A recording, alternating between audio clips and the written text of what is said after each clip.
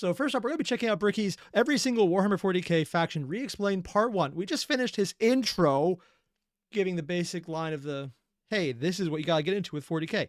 And now we're going to jump into his actual faction breakdown. And if that's not the breakdown, but the breakdown, I know what I said. I stand by. There is not a single faction in 40k that is not in the active process of destroying itself. Some more literally than others. Some very much aware of it and okay with it than others. I'm looking at you, Chaos.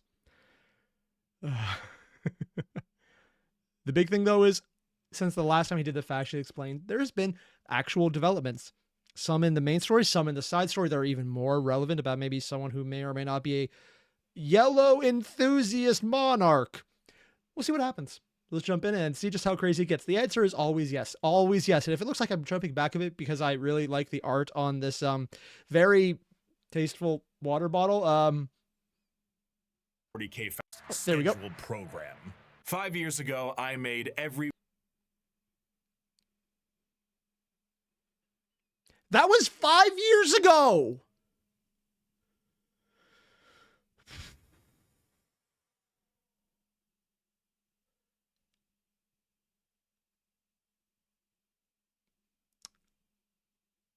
I did mention 8th edition. That's when I came from. I don't... That was more than 8 years ago. Oh. Well, I'm just going to put this existential crisis, grappling with my own mortality to the side and ignore all of that. Warhammer 40k Faction Explained. A passion project of mine for a universe that I enjoyed so much. Yeah. Its main purpose was to be a drawbridge, the separation between the layman who had only ever seen the big armored blue man situated neatly next to a Wetzel's Pretzels, and then the hardcore Warhammer lore nerd. That was just too wide, and there was nothing bridging these two together. Since 2020, Warhammer has exploded in popularity thanks to... I think I've seen... Does anyone else find it funny that he's talking about Warhammer dropping or bulging in popularity with such amazing girth, and he's pulling up Age of Sigmar instead for the background or the background? Wow, that's not even a slip of the tongue. That's just accurate without realizing it. To COVID, quality game updates, and a few excellent video games, and yeah, and about a 50 to 100% increase in prices. It feels like it's probably closer to 30, but still, unless you mean like Titans, in which case, no, it's probably 100 or more. A couple mini-series. The sheer volume Custodians, of people who have told me they have purchased miniatures due to that video alone makes me feel as if Games Workshop owes me commission. Don't say that too loud, because the last time anyone said that, it was like, hey, you know this thing called Astartes? We should buy that. And then no one ever saw the next part because it was never coming out. Or maybe if it did, it's even slower than when he did it on his own for his own budget, just of people supporting him. Yeah. Do not tempt the Games Workshop because they occasionally listen in the dumbest way possible. Yeah, fan creation for them is fun. Moon God, maybe we could do Stars in Time video? Probably not. However, that video is incomplete. I was not a casual fan, but I was also not a hardcore lore junkie. And since then, he has done the Adeptus Ridiculous podcast, which is becoming a hardcore lore junkie, which I still need to check out because I've heard great things about it. I really need to get into that. 5 years since that video's release, multiple channels have sprouted up, and the drawbridge between casual to the obsessed has never been wider or easier to traverse. When people are wondering what he means by obsessed, I would mostly just go with Luton. The guy's basically a scholar level of lore nerd when it comes to just how much detail you can get up to. And if you want nitty gritty, he is the nitty gritty guy to get into. So he's definitely one. Also, I've seen his paint jobs for his armies and they're freaking amazing. No wonder he's actually, I think, either sponsored or in partnership with Siege Studios, who does some amazing professional painting. Even I, myself, have been a part of Adeptus Ridiculous, our podcast teaching lore in a much simpler and condensed form. Needless to say, I've learned a lot. Warhammer is so much more than just Spaceman shoots big gun. It has also grown substantially from its origins, being a Warhammer fantasy spin-off just in space. You know, I actually know about this part, but I always forget that 40K was derivative of Warhammer Fantasy Battle, not Age of Sigmar. The old world that they destroyed spun off to create 40K and Rogue Trader. So yeah, it's like I know it, but at the same time, it just feels weird to say that. Now, it is a black library filled with immensely deep characters, difficult themes, and even some tear-jerking stories. It is a backdrop for a million stories over a million worlds, and I did not see its true depth in 2020. But now, I'd like to share what I've learned. We just had a brief summary of the world and each faction that takes place during it. I'd like to point out that what he's looking at is a bunch of waste coming out of what looks like a sewage pipe. When he's talking about, let's look at the world. Sewage. I'm not sure if that was the intended point, but goddamn if he ain't wrong. And we did that it's because horrible and I love to it. truly understand each faction, we must understand what makes them the way they are. And to do so, we need to begin in chronological order, discussing their origins, their culture, their powers, and of course, what makes them oh so grimdark. So let's begin with the group that started it all and sing praise to the Infinite Empire. Oh, the Necrons. You know what? When I heard the one who started all, I thought he meant more, well, we're going to start with Space Marines again because they're the ones who started IRL. No, he's going in-universe. Ooh, that's actually a faster way to look at. Also, Moon God, maybe the MG Vide video? I don't actually remember what that one is. I probably know somewhere, but I already forgot. As mentioned before, the Necron tier were the original form of the Necrons, an alien race far away from us that lived short, painful lives due to the irradiation of their star. Normally, this would manifest as like a sort of cancer, a space cancer of sorts. The Necrons are very much inspired by the ancient Egyptian aesthetic, but unlike the windswept dunes commonly associated with it, the irradiated hellscape the Necron tier endured was far from picturesque. This also translates into their hierarchy. They are a race of nobles and peasants. Yeah, honestly, I keep forgetting because even though they're the robotic faction, they're really more the undead Egyptian faction. I've also heard it be compared that in all reality, what normally is the robotic faction in a game is technically more Tyranids in how they're portrayed. They're just biological robots more than anything else. Yeah. Also, I do forget, though, I know this part, but I keep forgetting. There is that hierarchy that is very defined because the people who could keep their minds were the people who were in higher positions of authority, and everyone else basically became, well, the low down, you're going to be here to fill a space out in a fight body. Yeah. Most of the peasants would often live for their very short amount of time, only a couple of decades, while the nobles tended to have better care and would live a little bit longer, but still far. You know, I've never actually heard someone put a number on how long the average Necron lived. To say old age for the Necrons was 20 years old, I mean, that's assuming star time travel for the planet is equal to our year, so it could be more or less. But still, even if you go the usual, all time is equal to what we have on Earth, which is what most science fiction does, unless they're hard science. I'm assuming Bricky has better numbers on this than I do. But just, yeah, that is an incredibly short life. Wow.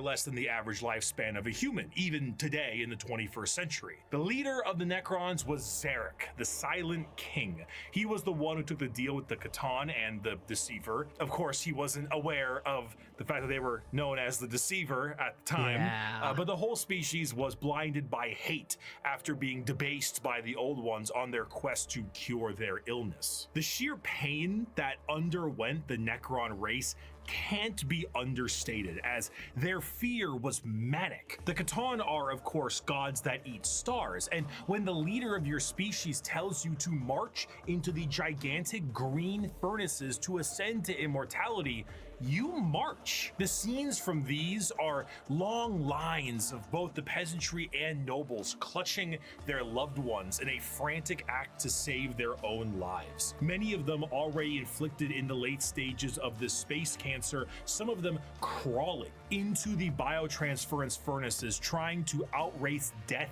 itself, without realizing death was the one who made these to begin with. What came out the other side was a soulless husk, and I say that literally. He's actually coming. See, this is actually something I wish more people talked about. The entire soulless aspect is like, oh yeah, they don't have souls because they're robots. And if he goes into this, I'm actually really impressed because this is technically it's part of the main lore and very top level, but it's top level for a faction people do not pay attention to unless you're actually that lore nerd. So I'm loving the fact he's bringing this up. Yeah, the Necrons literally are, if not completely soulless, some of them may or may not have a soul or something soul adjacent, but that's also kind of one of those, maybe it was more the writer taking liberties style deals, which is entirely a Warhammer thing that is actually somewhat encouraged within reason. Yeah, it's very much just not something, no, that's not that they don't have souls now, it's that they used to and they were literally eaten. But you can live without that if you have a robotic shell. Soul is not an abstract concept like it is in our world, an immaterial version of oneself discussed and debated in religion and philosophy. No, in Warhammer, a soul is a real, tangible item of oneself. And the Catan basically were just like to every single person who went in their furnaces. If you were a peasant, you came out a Necron warrior, and you as an individual have ceased to be. You have no mind, you have no soul, and your body, as you know it, is made of an extremely advanced mass of re-knitting living metal known as necrodermis. And that last part is always the one I'm kind of curious about. What exactly do they mean by living metal? Is it living like calling coral a living rock? Because it's actually the exoskeleton of the coral plant that grows underwater? Or is it just metal that acts as if it's alive? Because for a really interesting way, you could actually say they're still biological if the metal itself is technically in some way, shape, or form alive. Might not be organic, or actually not, depending on how it is. It might actually literally be organic if it's made from carbon. I don't know. And this is one of those things where if you ever want to pull a stupid reveal that really means nothing, you could say, technically, they never died because it's still a living metal, so it's alive. This is just me bullshitting at this point, but it's literally one of those things that the lore does not go into because it's such an obvious term that no one questions it. Yeah. And Colkey mentioned it's because it's self-regenerative metal. Yeah.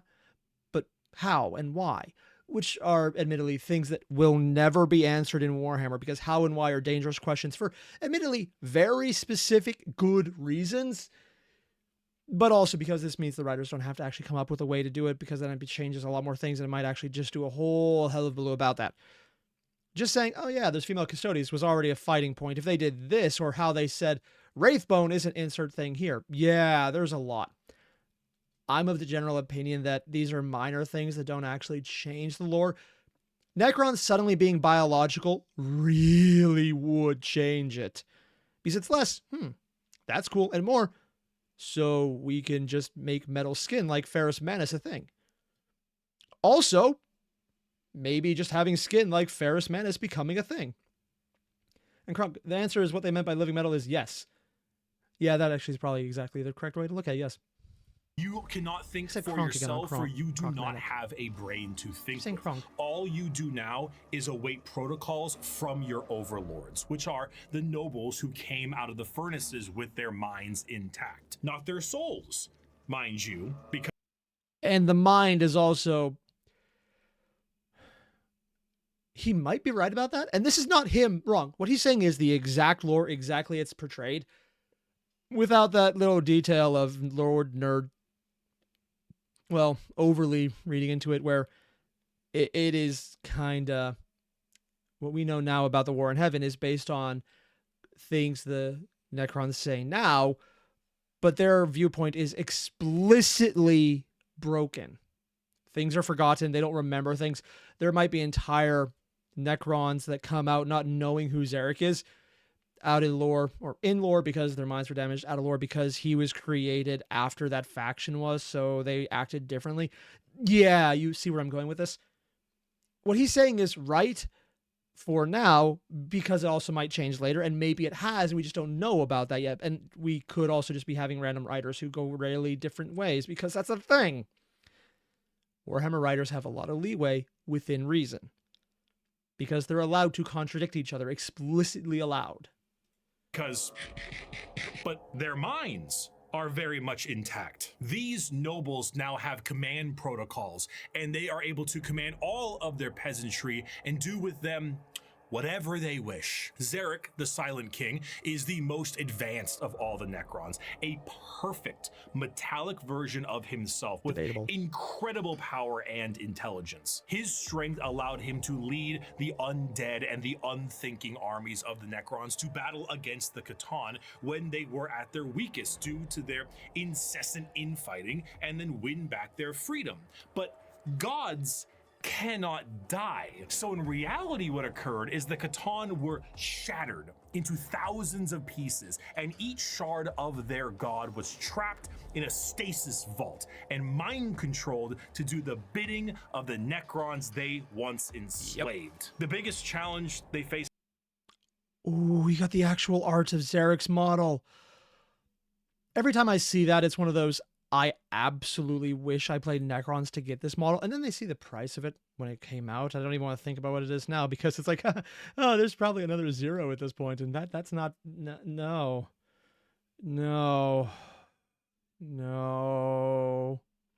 Oh, Valerian, the difference I meant by debatable for not really perfect, less coming out exactly as himself and more the internal lore of, is the Stormlord Imhotep technically better than him? Which is literally the storyline right now of an entire civil war. The answer is probably going to be, if he loses, no. If he wins, yes. But more likely, it'll just never actually get a resolution. Yeah. Or it'll have something just distracted with other enemies so they never actually conclude it. Now are actually the upstarts of the galaxy. The Eldar and the Orcs were quite prominent, and as you can imagine, a galactic war really takes its toll on the joints, or I guess the servos. It was in their best interest to wait out the galactic rise of the other races and come back at a more opportune time. So, maybe. That's very much one of those maybe things. Not that he's wrong. This is the official lore, and what he's saying is explicitly the starting point and most of the midpoint and even a lot of the late point. It's only when you get past lore nerd levels into implications, which may or may not also be due to just individual writers' biases, may or may not be picked up on by other writers. There are hints that there might have been other reasonings that that Tzeentch isn't talking about, and maybe no one else knows, because for some people it makes sense. But then there's every now and that little question of, but you just won the war in heaven, your enemies are on the ropes, and you could literally do anything you want forever. Why are you stopping? Don't know. The reasoning works up until it doesn't, and you're not really sure if it is or is not the case. Because again, inherent, explicit inconsistencies, unreliable narrators, and leaving things slightly vague so that if they need to make a change later on when they have a better idea what they're doing, they can still do that without really breaking the system. They went into stasis via these massive tomb complexes hidden beneath various worlds, biding their time until it was once again their opportunity to rule the galaxy. Tzeentch, the Silent King, as penance for his failure to his people, exiled himself into the darkness between stars for the next 60 million years, with his perfect memory a constant reminder of the doom he inflicted upon his people. And this is actually a really important point to highlight, because I've been talking a lot so far about, well, this isn't really accurate because it could be right, it could be wrong, but there's some inconsistency. No. Tzeentch is one of the exceptions, unless everything about him is wrong. One of the exceptions is, no, he was there, he remembers. He is one of the very few people, very few beings that have accurate information about what exactly happened.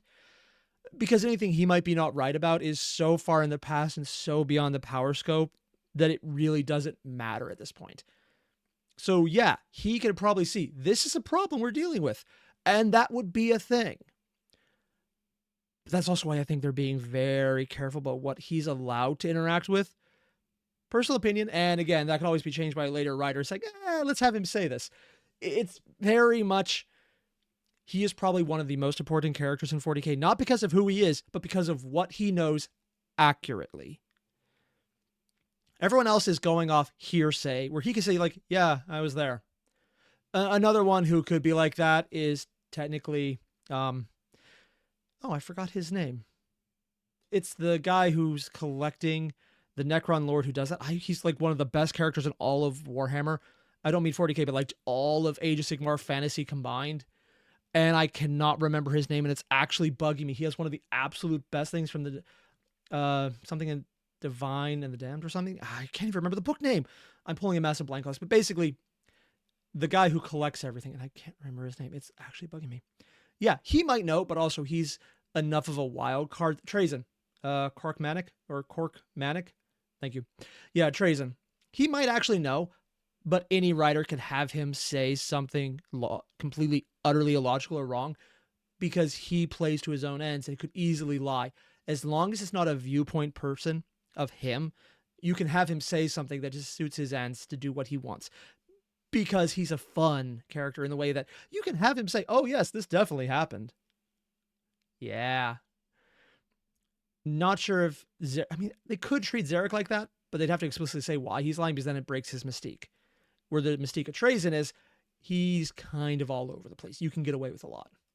Flash forward to the modern day and the Necrons are reawakening, but it isn't working as well as it could be. Whether the Toon world is reawakened naturally or by some imperial moron stepping on a green glowing rock, the Necrons have come back to reclaim a galaxy they consider rightly theirs. But 60 million years of hypersleep have taken their toll. Many Necron dynasties awake with systems unrestored and huge swaths of their population's minds completely lost. Necron nobles wake with various mental faculties compromised, sometimes exhibiting traits similar to excessive paranoia, schizophrenia, or even dementia. One notable Necron, Nemesaur Zandrek, believes that he is still back on his home planet fighting off separatists. See, I just appreciate he's mentioning Zandrek because this is still one of my more fun units to talk about in lore. I don't know how they've treated him recently, honestly, and I need to get on that. But he's such an interesting character because he still thinks of himself as a person.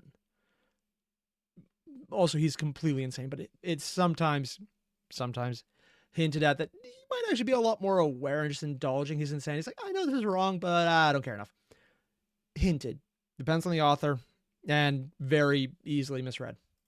And interlopers. See, Oberyn, the separatists come, attempting to outflank me as they did at the 4th Battle of Vindach. How they calculate that daubing themselves green and roaring like savages will produce a different outcome, I cannot fathom. But it is of no account. Ready, my legions. Another glorious victory. Also, the fact that he's attributing, well, not just the orcs are using tactics, but the orcs are trying to flank as a military tactic in general. Yeah. Shall soon be ours. Other individuals, such as the esteemed Immaterium the Stormlord, seek to usurp the newly returned Silent King for rightful ruler over the Necron race, believing his time has come to an end, while scientists and archaeologists like Trazyn the Infinite and Orkin the Diviner spend thousands of years bickering. Infinite the Divine, that's the book. Yeah. Over artifacts and petty squabbles. Although, to be fair, for Trazyn, it's less arguing over artifacts and petty squabbles and indulging in petty squabbles. Personal take on that one, at least. I think it's less that he has to or that he's obsessed with it, and more he gets to be obsessed with it. He's probably the one person who biotransference actually probably worked out for his favor, and he kind of is okay with how it turned out. Unless he isn't, in which case maybe there's more. Truly, the Necrons are a faction of unthinkable, unimaginable power, held back entirely by their own hubris and 60 million years of stasis. It is a species that does not know of time, only of the ravages brought by it. A pharaoh of a dynasty may just be as frightened to awake completely mad as they are to be assassinated while they sleep. Thousands of years pass in an instant. There is a play, like an opera play, a retelling of the war in... Did he find Harry Potter puppet show for this?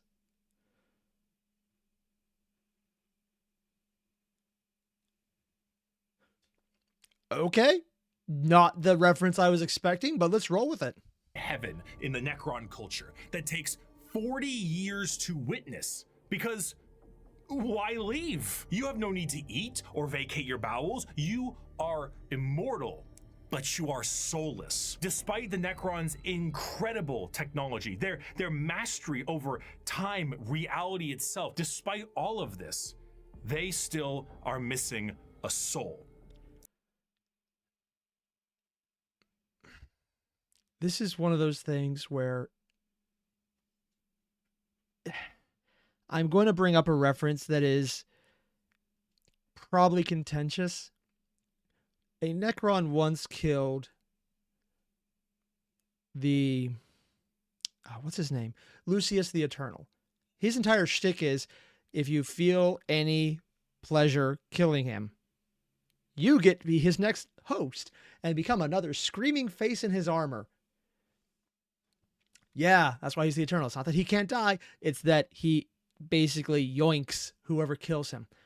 A Necron once killed him, and while he has no soul to feel emotions, the lore explicitly said he still took the Necron over because there was a cold satisfaction at an accomplished job, which it works based on Tzeentch. Tzeentch is literally soul bullshit, which is what all warp stuff is. So there's an argument to be made that maybe that was what they're leading towards. But honestly, I think it's more the writer was just kind of like, we'll make this happen. Personally, I don't go with that philosophy, but it's one of those, if someone wanted to read into it in the future, they could make the argument that maybe it wasn't all the soul, maybe it was a little of the soul, maybe like speck of soul dust left, just enough to keep them as a person, as opposed to not being there. Shaq, it feels like an ass pull? Yes. Yeah, it kind of does.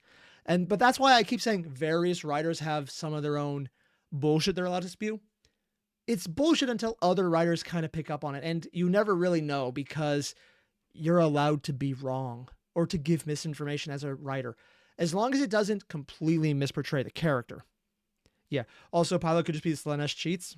Yeah, easily. But in the story, it was worded like that. That's just how they portray it. So it's probably nothing unless someone else picks up on it, and then it becomes something. And you don't know until someone else does. So you see where I'm going? This is why I keep going. Writers for the Black Library, for a lot of the side works, for even the freaking codexes when they have lore in them, which admittedly I kind of prefer the codexes without lore. I wish they were just books of art and models and lore and then the rules, because I'd actually feel better buying a $100 book with amazing art and maybe like huge print, beautiful models and just stuff like that than I would just a new codex. Let's buy it now. It's just personal opinion.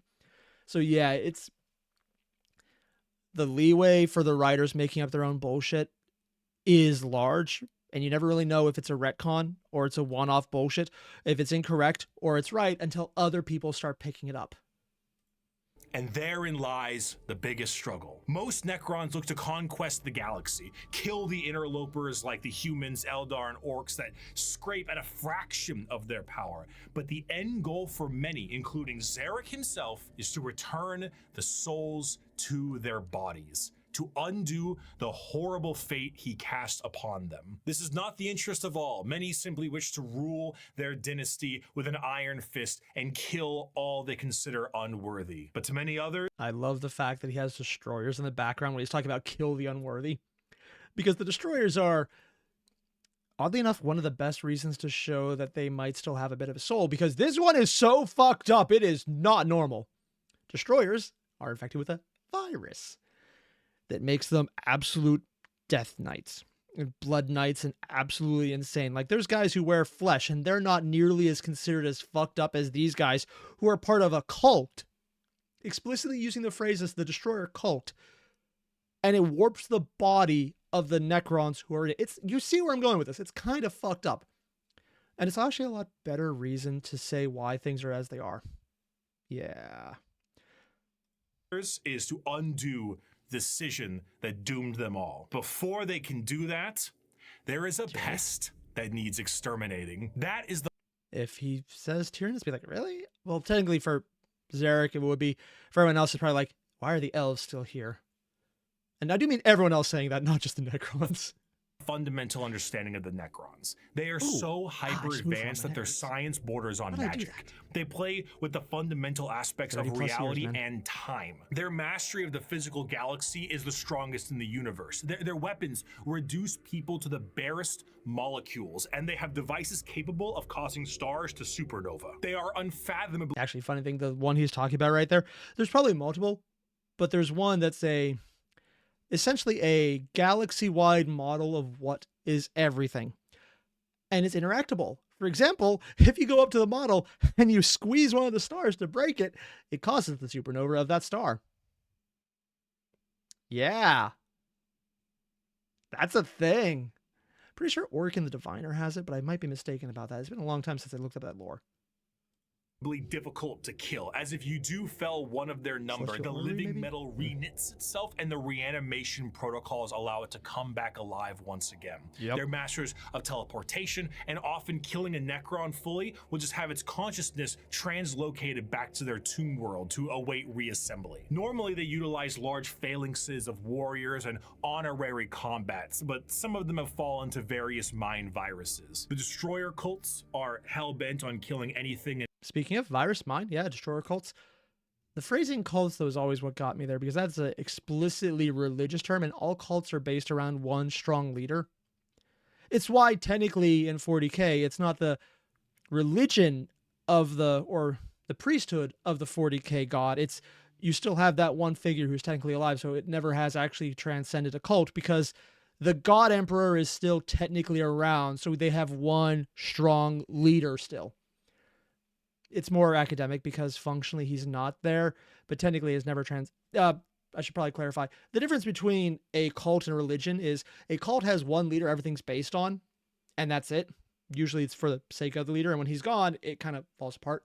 A religion is repeating leaders who are not the one it's usually based around, that can go into further and further depth and have continuation beyond that first person. It's academic in 40k because technically they have achieved the second one, but because the first guy is still around and everything's still dedicated to him, technically it's still a cult. I don't think any of that is what 40k is looking at. It just kind of happens to fit into what the actual definitions of the word are.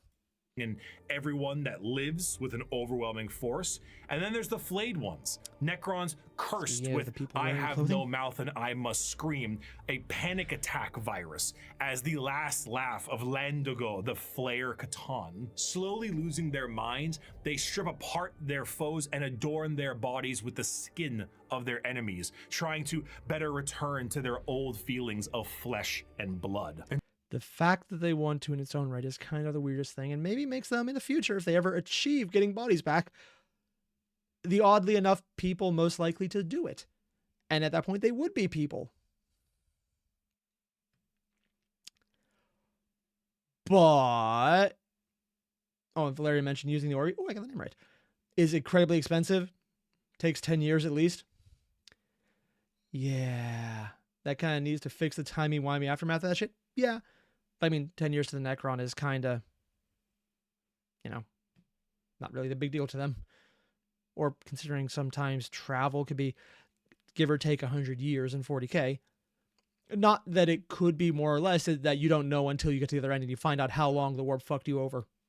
The Necrons are a degraded version of their mighty empire and still one of the biggest threats in the galaxy. Yep. The only thing keeping them at bay currently is their awakening sickness and their infighting with no care to the timeline. But they... Huh. Wow. A faction that's held in bay from being a bigger threat due to infighting. Never heard that one before. And Corkmanic. In polytheistic is probably what you meant, in autocorrect just fucked it up. Religions, cults can be focused around a god and not a person in last centuries. That makes sense. Although in this case, it's kind of weird because technically the god emperor is a god, but also still a man, and they have his body, and explicitly they say he's still alive, and he kind of is still alive. So it's one of those that is, yes, not what they meant, but it also still works. They are coming, and slowly they plan to rid this galaxy of the vermin that inhabit it. My people shackled the stars and broke mortality when the species you sprang from had barely left the slime pools it spawned in. Our wars burned reality, and the dominion of our kings is without limit. The ground you tread on is not yours, it is ours. Going through something out here that one Bricky's not talking about because it's incredibly stupid, but kind of still expecting at some point we're going to find out that the Necrons' successors of the living Necrons are going to be one of the factions still in 40k who are not the Space Elves or the Eldari, but I'm not going to call them that. Yeah, it's either going to be the Tower Humanity or going to be like, oh yeah, by the way, yeah, that was a thing. It just seems like the kind of thematic thing that might eventually come up. The war in heaven was a catastrophic time for the galaxy, and as stated in the above quote, burned reality. Of course, souls exist in Warhammer, and in the case of the Necrons here, they were consumed by the star gods. This begs the question, however, if you were to pass on, expire, as one might put it, where would your soul go? The answer to this is the warp. In Warhammer, a soul is real. And so is hell, the afterlife, the Immaterium, the Sea of Souls, the Now, this is one of the things I'm kind of curious. Is he going to go strictly Warhammer on this? Or is he going to dive into the interplay between how the warp in 40k and the warp in Age of Sigmar and Warhammer Fantasy are kind of connected but separate at the same time? That might sound weird, because it is. For example, in Age of Sigmar, you could get souls out of Slaanesh. This is possible because Morathi went into Slaanesh's forcibly sleeping corpse and took souls out of it for her own power. Because that's the thing you can do. I mean, they're probably not any better off with one than the other, but it's still being able to do that. Where in 40k, when someone gets a soul, it is theirs, unless it's corrupted. That's a 40k god thing, which is only chaos. And then there's Old World, where there's a lot more gods, there's a lot more going on. It was explicitly connected to 40k for little things like Khador Drago having cameos in Old World Fantasy. Yeah, that happened. Don't know if it was going to come up here, and it may or may not be relevant because the story is kind of moving away from that connection point, but they still did exist. And I honestly don't believe he would comment on it, but it's a thing that could happen. Immaterium. All of these names refer to the dimension parallel to our own, known as the warp. Now, the warp is not like our reality. It does not follow the classic normalcy of time and space. It is defined as the Sea of Souls, and it acts like this in a more literal way than you can. Actually, just a random point that I don't think he will bring up. When he talks about how it doesn't apply to time, spoilers from what I'm about to say, there is a character in the Horus Heresy novels that is this demon that's big and bad, and they go fight it and they beat it, but they can't kill it because the character who created it hasn't died yet to make the demon who's fighting them. Timey-wimey, wibbly-wobbly. And some characters do abuse predestined death moments to know that they will survive a fight. I'm looking at you, Sanguinius. Although finding out later that they could have also avoided it because they did the Conrad curse thing. And oddly enough, they realized they could have defied destiny even though they abused it to their favor. While Curse at the same time gave in to destiny and didn't abuse it for his favor and then got exactly what he wanted, which is also one of the reasons I fully believe we're going to find out Curse was never actually killed and had a mental breakdown for thousands of years because he was proven by a mortal that he was wrong. Because that would be a more punishing blow than the mortal actually killing him. But mortal, it's one of the Calidus assassins technically, but it's still mortal by comparison. Personal opinion, nothing to support it yet. Just it makes more narrative sense to me. Realize to imagine the warp is to imagine the sea itself. Hell is real, and you can. Is it Detroit? Or I'm pretty sure he's showing us Detroit. I could be wrong, but I don't know the city skyline that well. Surf on it. It has a current and can become more dangerous depending on where you go and how bad the weather is. Yeah. As the Immaterium is a reflection of our reality and and of our Chaos souls, gods don't go all there. thoughts, all emotions, all feeling that goes with a soul is passed on into the warp. If an entire planet decides it's going to engage in a blood-fueled rampage of murder and gore, then the warp around that planet will be affected in a similar manner. It's not something that you can see. It is a parallel, not perpendicular dimension.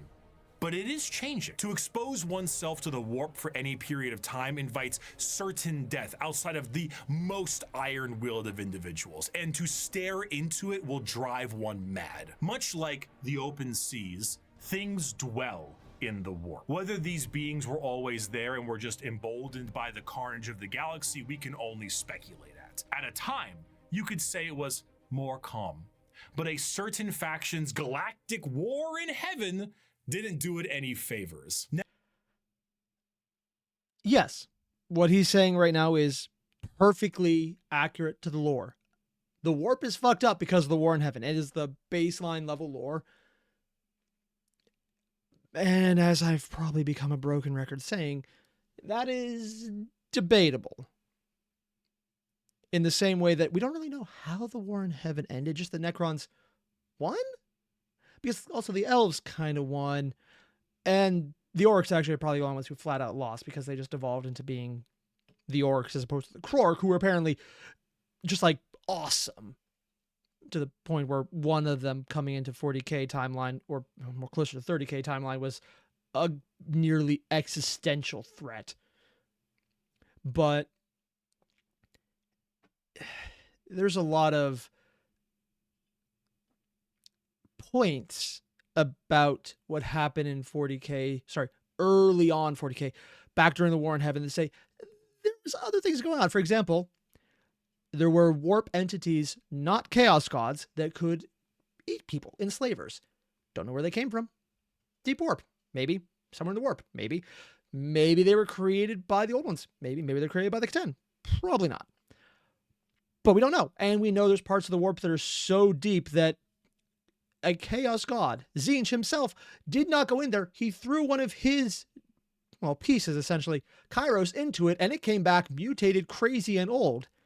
Beings that do not have a concept of age, aged. There are things in the warp that are so fucked up that the crazy, ungodly stuff and the godly stuff do not fuck with it. And that might also be part of it. So, the usual caveat here of what he's saying is the baseline understanding of the warp. But also, it's probably wrong, but we don't know how it's wrong, because we know our understanding is probably wrong. Now the warp is turbulent, and its realms belong to a pantheon of gods known simply as The forces of chaos are beings that serve directly under their patron deity. There are 4 current gods of chaos at the moment: Khorne, Tzeentch, Nurgle, and Slaanesh. He said at the moment. Ooh. See, that actually is fascinating, because if he gets into the possibly 2 others, Malal, who is copyright reason included, not ever going to be part of this, literally outside IRL. The guy who created Malal was basing it off other concepts in other books, and they would have actual issues with that. It's kind of why the same reason you're never going to see 40k bring back the Obi-Wan Sherlock Obi-Wan Clouseau character. Not going to say why, but I'm going to give you a quick hint there. It involves Disney, and the mouse don't take no for an answer. It also doesn't take yes for an answer. It takes, you have already gone with this. Thank you. Your sacrifice was amazing. Did you know you were going to be a sacrifice? No. It's a surprise you get to experience. Just throwing it out there.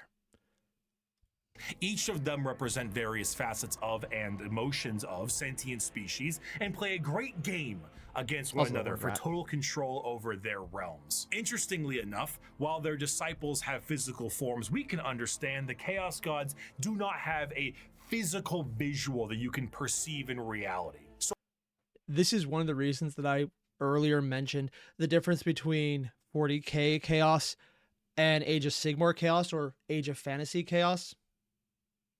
Warhammer Fantasy, whatever. Because in 40k, no, they're just the warp itself. Except for when they're not. But in Fantasy and in Age of Sigmar, there are places where if you go in, there are ways you could physically meet Khorne. They have bodies. They are actual entities that you can go to. Now, I wouldn't be surprised if later on you find out that that was just a manifested version of them and not actually them, but more like the one for interaction because they can, but they haven't actually said that. It's just the kind of bullshit I would be unsurprised if it happened. So while there are tons of fantastic fan art, we do not know what they truly look like, though they are conveniently color-coded. Khorne is the god of blood and murder, carnage and slaughter. He is the Also, the convenient color coding thing, that is explicitly done because it made people buy different colors. I'm not sure if it came before or after Space Marines, but the initial reason for Space Marine chapters is, why would you buy more than one? Well, they have different chapters with distinct iconography, so you need to buy the same unit multiple times with different colors. Yeah, that's the point of it. The rest of it all came later and became better. one who is most powered by the wholesale killing of any living thing. For Khorne cares not from where the blood flows. With a sacred number of 8, he is the lord of all things involving killing and blood and gore. The champions are extremely strong as well, with monumental muscles and extremely large weapons. A true analog to Khorne would be his greater demon, the Bloodthirster, an enormous muscle-bound flying devil with an axe so large it splits tanks in a single swing. They are such good models. I actually was tempted to get into 40K for Khorne models initially, but there was literally none ever for sale in any of the shops I went to before I risked eBay sniping things. Yeah, I just like the aesthetic. I also just like melee. Yeah, that's why I also play Ultramarines as a melee variant, even when they're not good. They move into battle with armor of brass adorned by the skulls of their foes and pools of freshly spilt blood. This may appear to be quite frightening, of course. Demonic, one might say. Yes, you could say. But in the world of chaos, all emotions feed one of these gods in one way or another. If you were to define Khorne with single words, you would use blood, carnage, murder, skulls. But you'd be missing out on important ones like strength, honor, prowess, courage, and skill. Khorne is not just about the wholesale slaughter of people. He is about the honor and power of martial combat. Oh, he's going into this aspect. This is actually not what I was expecting him to go into, because if it's just looking at the various groups, he's getting into how chaos isn't just the negative aspects, it contains the good aspects. What I'm kind of curious if he will touch on is if he's going to get into how, because those good aspects are less extreme, they provide less power, so they're intentionally muted.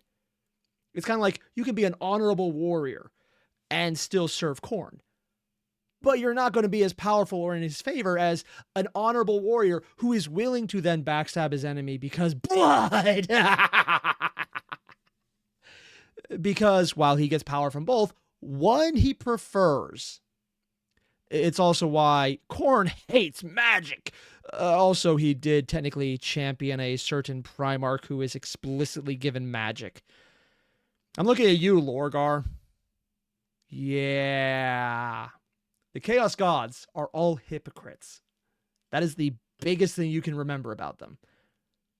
True strength there is in besting someone in physical strength and skill. Of course, a murderer would be someone who would feed Khorne, but a soldier could feed Khorne. A martial artist or professional fighter could feed Khorne. A warrior, good or bad, feeds Khorne. A diplomat does not. A premier soldier does. A GoFundMe does not. This is what... I don't know. If it was a blood drive, it might do well. You know, I was going to make a joke about that, but halfway into saying it, I realized, no, actually probably would do really well. Leads many mortals down the path of Khorne, for he will bless those that bring him enough skulls. And in a world this destructive, there are many ways to reap a high tally for him. Prepare the dread claws and unchain the mad ones. Glorious battle awaits us today, for the world below has refused to surrender. Let us descend upon them with fury and rage, giving no quarter and sparing only those warriors who fight well enough to earn a place amongst us. As to the rest, their lives and possessions are ours, but their skulls are for Khorne. Normally, if I ever want to explain Khorne, I just kind of show them this clip. Is this Mass Effect 1 or 2? Hard to tell. There's going to be up there. I fully expect someday someone will comment that the Emperor's and the Imperium's fascination with skulls is a direct FU to Khorne, by taking the thing he wants and not giving it to him? Just because it's petty, and I can fully see that being the reasoning. I'd never stab you in the back, Shepard. Warriors like you and me, straight to the face. Moving on, Tzeentch is the second.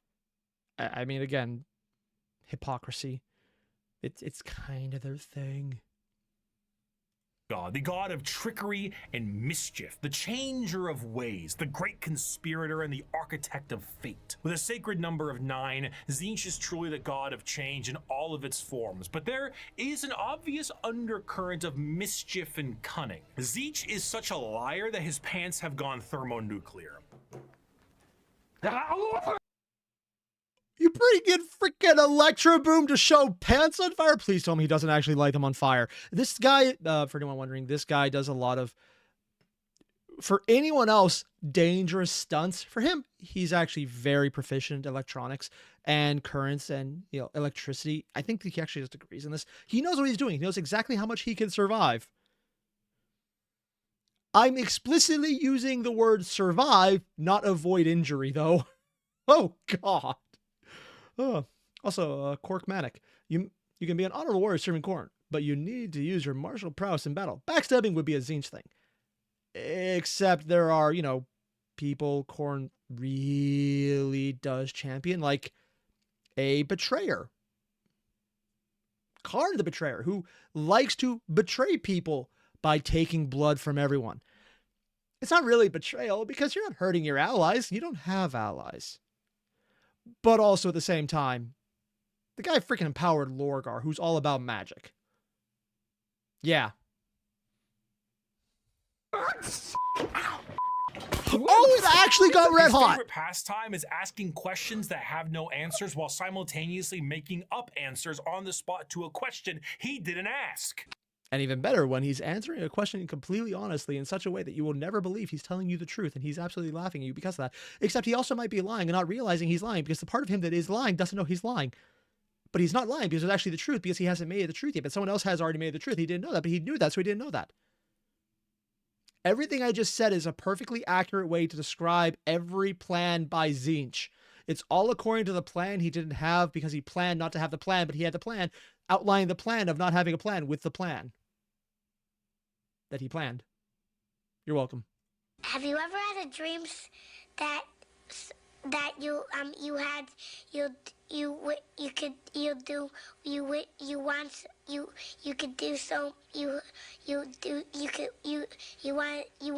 him to do you so much you could do anything? He is such... Well, yes, I too have had the dream where you could do you so much, you can do you, do, yes, you do, you. Anything. A conniving little bastard that every emotion of lying, of scheming, of trickery is a direct way to help feed him. An unfaithful partner, a politician, a spy. All these people feed Tzeentch in one way or another, and it doesn't matter if the intentions are good. Acceptance does not feed Tzeentch. Change does. Tzeentch doesn't care about your facts. He only wants opinions. Because he represents change, he also represents hope, though. Schemes are not always bad, and even the hope to make a better tomorrow is the change he seeks. Because I think Bricky's going to avoid this point. Yeah, Tzeentch is hope. Tzeentch is the anarchist rebelling against a corrupt system. What usually follows on, though, is not, and then things got better and more.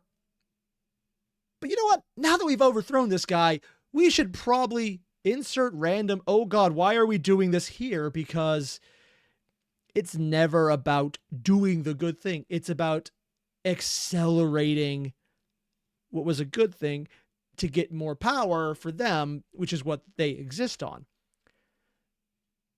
40k gods are explicitly empowered to do things based on their followers' actions, how they show favor, but also how they exist. Again, it's a little different at Age of Sigmar sometimes. And sometimes is definitely the right word to put it there.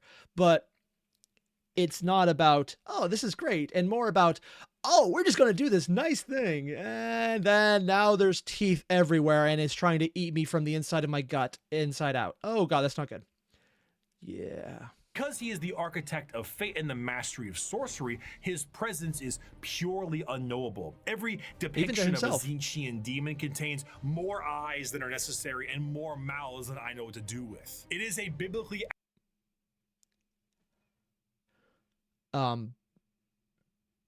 phrasing. You know, let's not even think about this. There's a line, and that's kink beyond what I'm even willing to shame. accurate angel if the angel gaslit you into thinking birds are government drones. But are they? The creatures at his He's joking, but I've actually met people who thought that meme was real.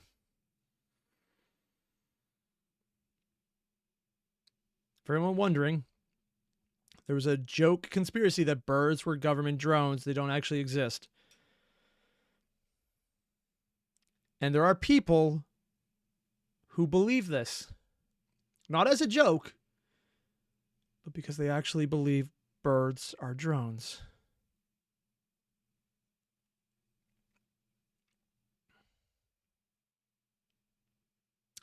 Yep.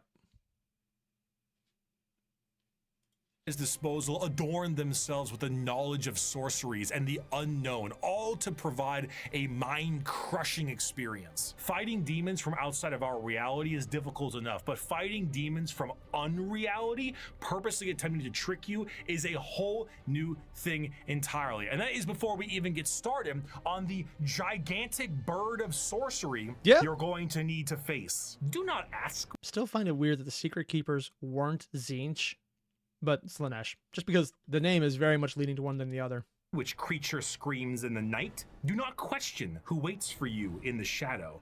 It is my cry that wakes you in the night, and my body that crouches in the shadow. I am Tzeentch, and you are the puppet that dances to my tune. Third of the Chaos Gods. And on this one, this is where we're going to have to cut this one because I just saw I was going into this, and I could probably finish the entire video in one sitting, and then the stream would end, but admittedly, it would still be pretty awesome. But for now, we're going to stop it here with the first few Chaos Gods, the Necrons, and frankly, that was cool, man. I like getting into this. I like that he's showing more that the Chaos Guards aren't just the bad. They still have the good in them. In Slaanesh's case, it's because she literally ate the good traits of a lot of the Eldar Pantheon. And someone out there might say, Airier, that would be implying there were good traits of the Eldar Pantheon. And you know what? You know, you're probably right. I might have made a mistake. But you know where I'm coming from, at least. So it's fascinating. And I just like that he's getting into it more. He's showing a little more here and there. He's bringing up Zarek. That's probably the biggest change so far. Chaos's lore is, unless you're doing absolute deep dives, you're not going to see the changes there because it's few and far between, and it's Chaos. They can be whatever the hell they want. And frankly, they don't even know what the hell they want. And I mean that both in and out of universe. But then you get into things like Zarek. You're seeing the changes there from his last video 5 years ago. And it does show that he's getting a little more into this, and I love it. And also because I know a lot more about it now, so I can make more interesting commentary, at least on my own part, to try and remind myself what's going on, because it's just fun. Basically, what I'm saying is, if you haven't already, there's a link below to the original video. Hit it up. It's Bricky. He's doing a good job. Do that. I'll see you guys in the next one.